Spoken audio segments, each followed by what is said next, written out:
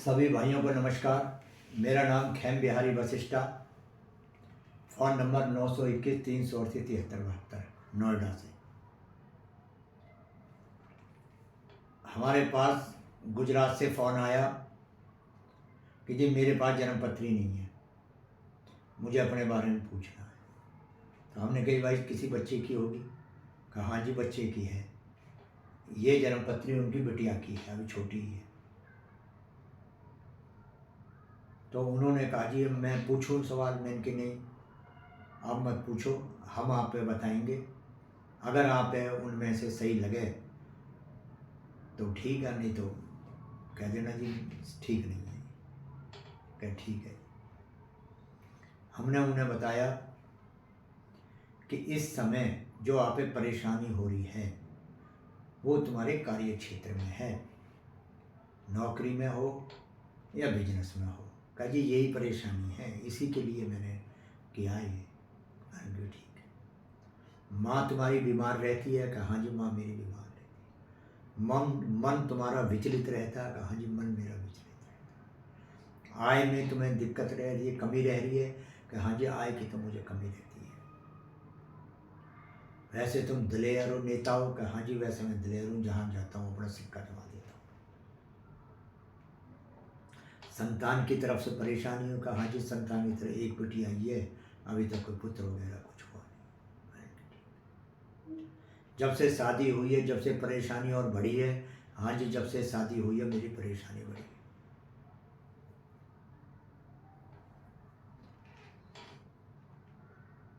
तो हमने कही कि वाणी में तुम्हारी में खोट है? कहा हाँ जी वाणी में खोट है, जहाँ जाता हूँ लड़ाई हो जाती है। तो ये बातें सही हैं उनकी? जी हाँ सही। अब तुम्हारी जो मेन समस्या है उसके लिए हमने उन्हें उपाय लिखवा दी। मैंने क्या उपाय लिखे? अब मैंने कि ये निश्चित है कि जैसे तुमने उपाय करने चालू करोगे, अपनी श्रद्धा से करोगे, भगवान की शरण में रह के करोगे पूरी तरह से, तो उतना ही % लाभ तुम्हें होता रहेगा। राइट। मैंने कि ये तो नहीं तुम बिरला टाटा बन जाओगे, मगर ये जरूर है कि तुम्हारे कार्य सफल होने लगेंगे, तुम्हारे पास धन आने लगेगा। जी बस मैं तो यही चाहता हूँ। और मैंने कि सरकारी नौकरी लगने के चांस तुम्हारे हैं नहीं, 5-10% चांस है बस। ठीक है। अब जब से उपाय उनके बताए हैं, उनका फ़ोन आया कि जी हमें जो ना फ़ायदा होना चालू हो गया है, आमदनी आनी चालू हो गई है, काम धंधा मेरा ठीक अपना चलने लगा है। मैं जितना भगवान की शरण में रह के पूरी मन से उपाय करोगे तो उतना ये सोचो कि मैं भगवान के हाथ जोड़ के कह रहा हूँ, हे प्रभु मेरे पर कृपा करो, जो गलती होगी हो और इस ढंग से करो, तो तब जो मुझे माफ़ कर दो और वो तुम्हारा वो कार्य कर देंगे। तो ये जितनी भी चीज़ें हैं सब हमारा इसमें 1% भी नहीं है, सारा का सारा भगवान का है, ऋषि मुनियों का जो प्रताप है, जो ऋषि मुनियों ने हमें विधियाँ बताई हैं, तपस्याएं कर करके उन्हीं को ही देख के हम आपको बताते हैं, हमारा इसमें कुछ नहीं। तो ये तो हो गई कि बिना किसी के जन्मपत्री ना हो तो बच्चों की जन्मपत्री देख के भी उसके बारे में हम बता सकते हैं और उसका फ़ायदा निश्चित मिलेगा, उसी समय से मिलना चालू हो जाएगा। इधर उपाय करो, उधर फ़ायदा होना चालू हो जाएगा। ठीक है। अब किसी प्रकार भी किसी को कोई परेशानी हो, तन की हो, मन की हो या धन की हो, कार्य क्षेत्र में हो, ग्रस्त में हो, कहीं भी किसी तरह की कोई परेशानी हो, उसके लिए हम आपकी सेवा करने के लिए सदा तत्पर रहेंगे।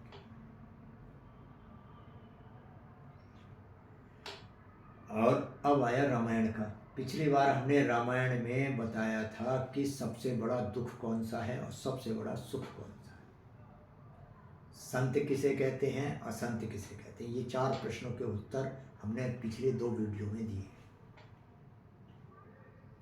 काकभूषणी जी पक्षियों में सबसे नीच कौवा हैं और गरुड़ जी पक्षियों के राजा हैं, जिस पे भगवान की कृपा होती है मोदी जी की तरह, वो भैया राजा भी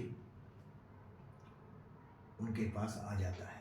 जिनके पास भगवान की कृपा, वो जिसके पास कृपा वो पता नहीं कहाँ से कहाँ पहुँच जाएगा। मोदी जी गरीब घर में पैदा होकर भी कहाँ पहुँचे। सबसे बड़ा दुख जो बताया था, नहीं दरिद्र सम दुख जगमाई, और सबसे बड़ा सुख संत मिलन सम सुख जगनाई।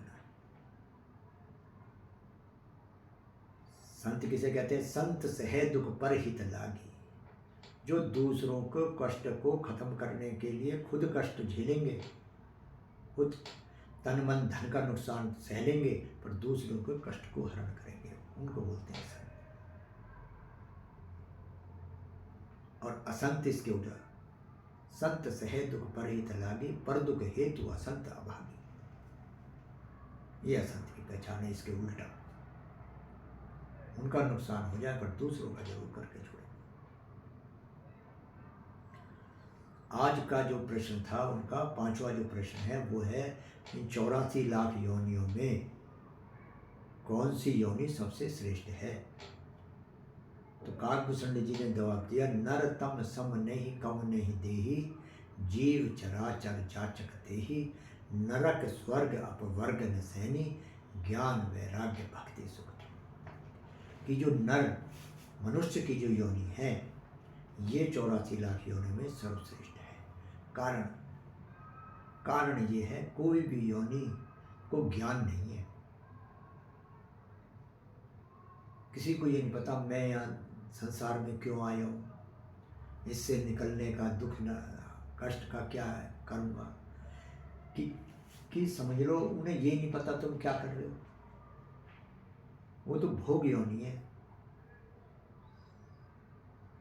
जैसे शेर है तो वो तो उसे पता ही नहीं है तो क्या कर रहा है,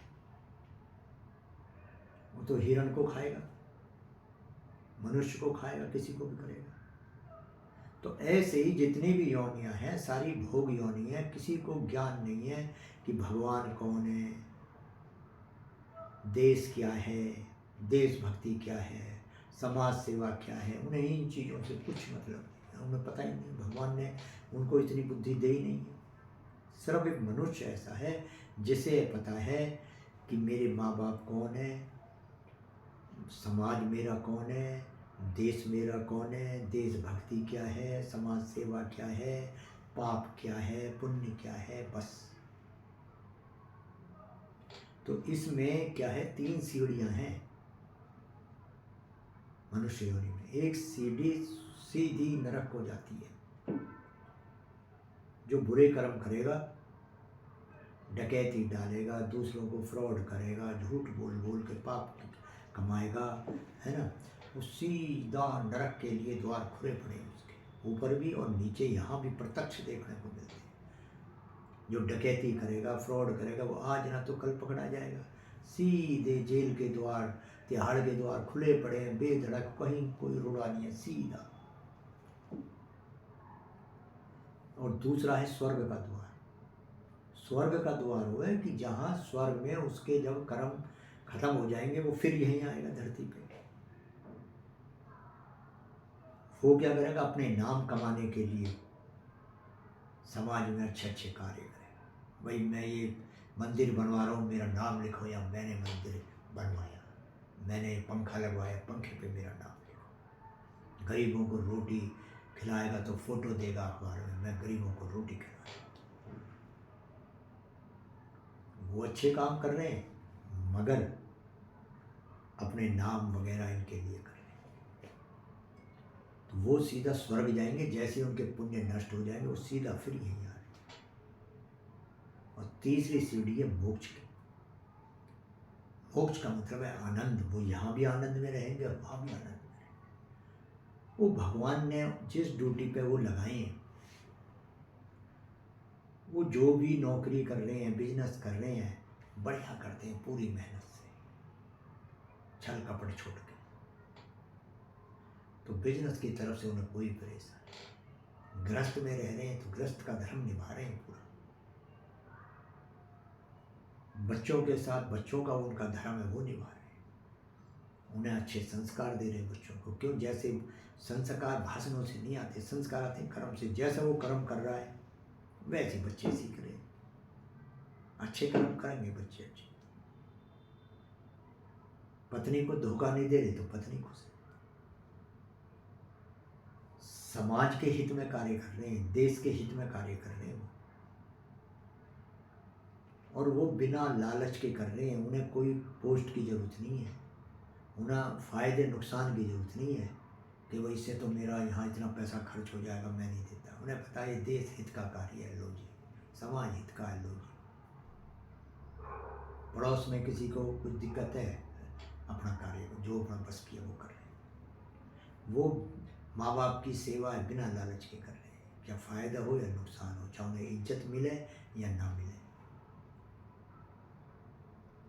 तो वो सीधा मोक्ष हो जा रहे हैं। यहाँ भी मोक्ष में है। बच्चों की तरफ से कोई से पूछो, बच्चों की तरफ से कोई परेशानी, सब आनंद है जी। बच्चे गृहस्थ में पत्नी वगैरह निकल, सब आनंद में बढ़िया, बिजनेस नौकरी सब आनंद में, हर जगह आनंद है। उन्हें ना पोस्ट से दिक्कत है, ना किसी चीज़ से उन्हें कोई मतलब नहीं। कोई उनका नाम लो स्टेज पे मत लो, कुछ फ़ोटो उनका आए ना आए, उन्हें अपना कर्तव्य करना है बेधड़क होकर, तो उसे बोलते हैं मोक्ष। सिर्फ अपना कार्य करते हुए वो मोक्ष प्राप्त कर लेते हैं। तो ये वीडियो आपको कैसा लगा, और लाइक कर देना, सब्सक्राइब कर देना। आपने अभी तक हमारे हौसले बढ़ाए हैं, लाइक जो है बढ़ते जा रहे हैं, सब्सक्राइब भी बढ़ते जा रहे हैं। हर तरह से आप हमारा ध्यान रख रहे हो, हम आपका ध्यान रख रहे हैं पूरी तरह से। कोई भी कमेंट्स करना हो, कोई गलती रह जाए तो वो आप कमेंट्स हमें कर देना। आपने बड़े धैर्य से ये वीडियो सुना, आपका बहुत बहुत धन्यवाद। आप हमारे पर ऐसी कृपा बनाए रखना, बहुत बहुत धन्यवाद।